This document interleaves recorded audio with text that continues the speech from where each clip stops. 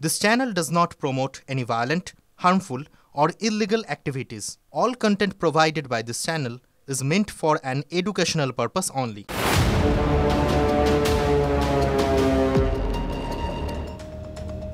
নমস্কার, টিভি9 বাংলায় আপনাদের আরও একবার স্বাগত জানাই। আমি শুভজিৎ রয়েছি আপনাদের সঙ্গে। আর শুরুতেই একটা প্রশ্ন আমরা তুলব। কি সেই প্রশ্ন?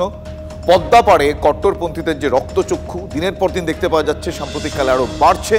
সীমান্তে তাহলে কি উস্কানির একটা গেম প্ল্যান, মানে এই ছক কষছে বাংলাদেশ?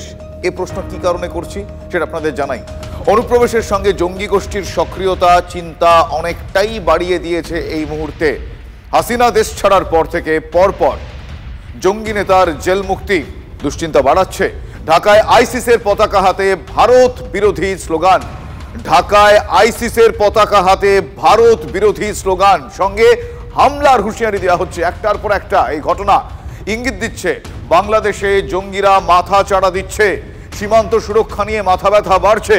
পাক সীমান্তে আইএসআই এর মতো বাংলাদেশে আইসিস সক্রিয়তা নিয়ে উদ্বেগ বাড়ছে।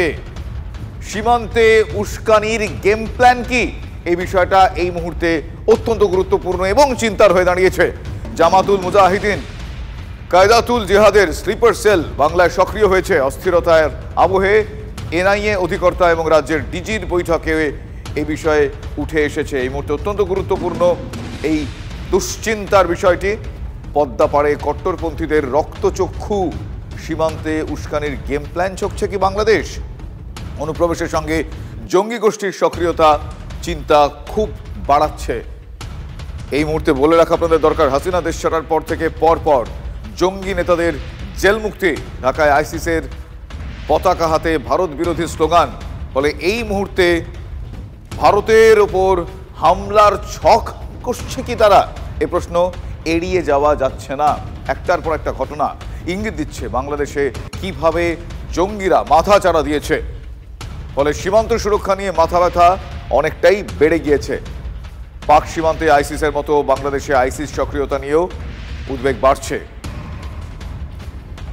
যে দুশ্চিন্তার কথা আপনাদের বলছিলাম, এই মুহূর্তে কতটা কঠোর হতে হবে বা কিভাবে পরিস্থিতি সামাল দেওয়া যাবে, কি মনে করছেন অভিজ্ঞ ব্যক্তিত্বরা, আমি জানার চেষ্টা করবো। এই মুহূর্তে আমার সঙ্গে টেলিফোন লাইনে রয়েছেন গ্রুপ ক্যাপ্টেন আর কে দাস। আপনার কাছে আমি জানতে চাইবো যে এই মুহূর্তে যেই সক্রিয়তা এবং দুশ্চিন্তা সমান্তরালে রয়েছে, আপনি একজন সিনিয়র হিসেবে, অভিজ্ঞ মানুষ হিসেবে এই বিষয়টা কিভাবে দেখছেন? আপনার কি পর্যবেক্ষণ হতে পারে? যা বাংলাদেশ এখন চলছে এই মুহূর্তে, সেটা কিন্তু ওখানকার যারা জামায়াত এবং ফান্ডামেন্টালিস্ট এলিমেন্ট, যারা মৌলবাদী, ওরা ওখানে কিন্তু দখলের, মানে এটাকে বলে trying to occupy the space. ওরা কিন্তু বাংলাদেশটাকে নিজের আয়ত্তে নিয়ে আসতে চাইছে। একরকমের তালিবানি রাজ যেটা আমরা দেখেছি, সেই ধরনের ওরা ওখানে চেষ্টা করছে। এবং ওদের সাথে কিন্তু ওখানকার যারা ছাত্র স্টুডেন্টস, ওরা কিন্তু মিলে গেছে। এবার ওখানকার যারা হিন্দু রয়েছে, যারা মডারেট এলিমেন্টস রয়েছে, ওদের কিন্তু ফিউচারটা খুব একটা প্রবলেমে চলে এসছে। কেন কি, শেখ হাসিনা যখন ছিল তখন কিন্তু অনেকখানি বাংলাদেশ অনেকটা প্রোগ্রেস করেছিল, অনেক মডারেট ছিল এবং ভারতের সাথে খুব ভালো সম্পর্ক ছিল। কিন্তু এই জিনিসটা ফিউচারে কিন্তু একটা প্রশ্ন চিহ্ন চলে এসছে। আরো একটা বিষয় ক্যাপ্টেন দাস, আপনার কাছে আমি জানতে চাইবো যে এই মুহূর্তে যা পরিস্থিতিতে সীমান্ত সুরক্ষা কতটা কঠোর করতে হবে, সেক্ষেত্রে একটা অত্যন্ত গুরুত্বপূর্ণ বিষয় হয়ে দাঁড়িয়েছে। সেই বিষয়টা কিভাবে নজরদারি করা যাবে, কিভাবে সক্রিয়তা বাড়ানো যায়, কি বলবেন আপনি? এখন যা বাংলাদেশে চলছে, ওখানকার যারা নাকি হিন্দুরা রয়েছে এবং যারা নাকি মাইনরিটিজ রয়েছে এবং যারা নাকি মডারেটস রয়েছে, ওরা কিন্তু ওখান থেকে চেষ্টা করবে বেরিয়ে আসতে। এবং যদি ফ্লাইটে করে কিংবা অন্য রকমের যদি ওরা দ্বিধা পায় বেরিয়ে আসতে, তখন ওরা চেষ্টা করবে অন্যরকম মাধ্যম ধরে, দ্যাট মিনস বর্ডার ক্রস করে চলে আসতে। তখন ভারতের একটা প্রবলেম থাকবে, কারণ কি ওদের সাথে জঙ্গিরাও চলে আসতে পারে। তো আমাদের বর্ডার এগুলো খুব ভালো করে আরো সশক্ত করতে হবে, আরো বেশি সিকিউরিটি বাড়াতে হবে। আমাদের বাংলাদেশের সাথে পশ্চিমবঙ্গের যে বর্ডার আছে, ওটা পুরোপুরি বিএসএফ ম্যানেজ করছে, বর্ডার সিকিউরিটি ফোর্স। তো বর্ডার সিকিউরিটি ফোর্সকে এই জিনিসটাকে আরো বেশি কঠোরভাবে এই মুহূর্তে দেখতে হবে, সেই সময় এসেছে। অনেক ধন্যবাদ ক্যাপ্টেন দাস আমাদের সাথে কথা বলার জন্য।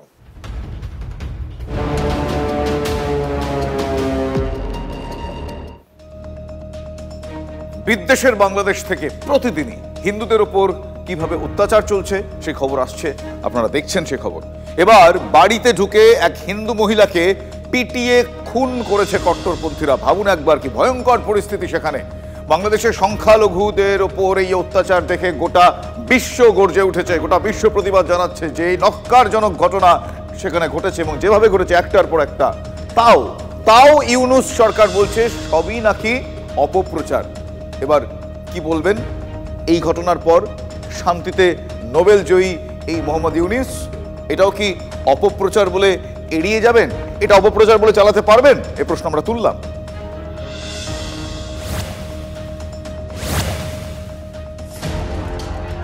প্রতিবেশী দেশে হিন্দুদের ওপর অকথ্য অত্যাচার দেখেছে গোটা বিশ্ব।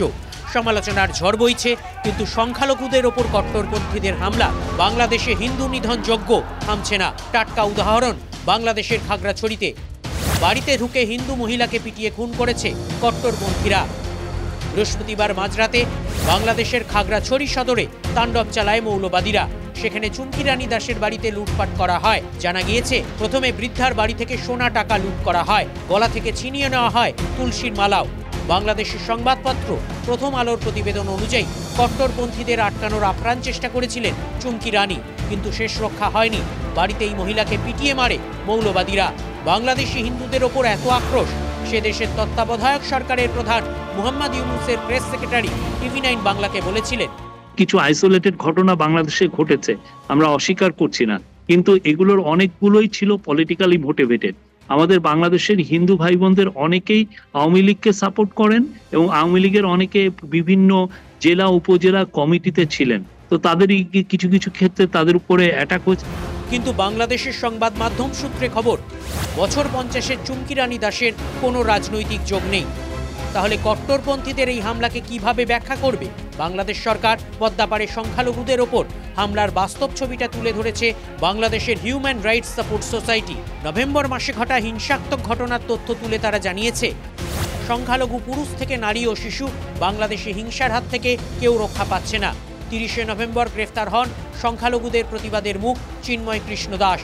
তারপর গত 5 দিন ধরে বাংলাদেশি হিন্দুদের ওপর হামলার খতিয়ান তুলে ধরেছেন সে দেশের আইনজীবীরাই। 5 শতাধিকের উপরে নিরীহ সংখ্যালঘুদের আহত করা হয়, শতাধিকের উপরে ঘর বাড়ি লুটপাট করা হয়, সেবক কলোনিতে আগুন জ্বালিয়ে দেওয়া হয়, নারীদের শ্লীলতাহানি করা হয়, বহু মন্দির ভাঙচুর করা হয়। আর সংখ্যালঘু নেতাদের নীরব করার জন্য আইনি প্রক্রিয়ার অপব্যবহার তুলে ধরা হয়েছে। হাসিনা সরকারকে উৎখাতের পর এটাই কি বাংলাদেশের গণতন্ত্রের চেহারা? জানা গিয়েছে, চুমকি রানীর ছেলে প্রান্ত দাস সনাতন জাগরণ মঞ্চের আহ্বায়ক। হিন্দুদের ওপর হামলার ঘটনায় সরব হয়েছিলেন প্রান্ত। তাই কি কট্টরপন্থীদের রোষের মুখে ওপারের দাস পরিবার? খুলনার এক বাসিন্দা ফেসবুকে পোস্ট করেছেন, কপালের তিলক ও গলার কণ্ঠি ত্যাগ করতে বাধ্য হয়েছেন তিনি। এরপর মস্তকের শিখাও কেটে ফেলবেন, কারণ খুলনায় এসব নিয়ে চলাফেরা করা খুব ঝুঁকিপূর্ণ। এটাই বাংলাদেশে হিন্দুদের পরিস্থিতি। যদিও এত কিছুর পরেও বাংলাদেশ সরকার সেই পুরনো ঢোলই বাজিয়ে চলেছে, বলছে সবই অপপ্রচার। TV9 বাংলা। বাংলাদেশে একের পর এক অরাজকতা, ক্রমাগত হিন্দু নির্যাতন চলছে। মুখ ঢেকে হিন্দুদের বাড়ি দখলের চেষ্টা চলছে। সাহায্য চেয়ে অসহায় মহিলাদের আর্তনাদ শোনা যাচ্ছে সেখানে। জোর করে বাড়ি দখল, দোকান ভাঙচুরের অভিযোগ কট্টরপন্থীদের বিরুদ্ধে। ঢাকা, রাজশাহী যে এই হাড়হিম ছবি এপার বাংলাকেও ভাবাচ্ছে। দেখুন,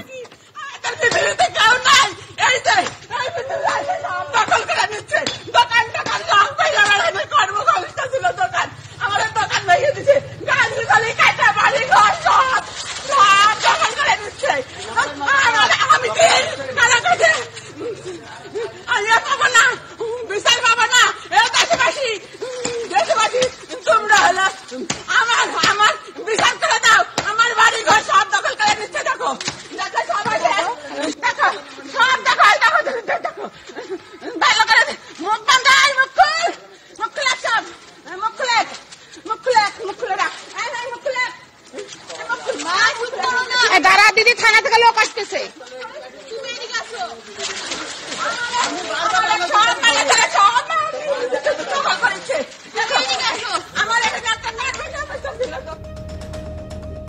দেখলেন সেই পরিস্থিতি, শুনলেনও।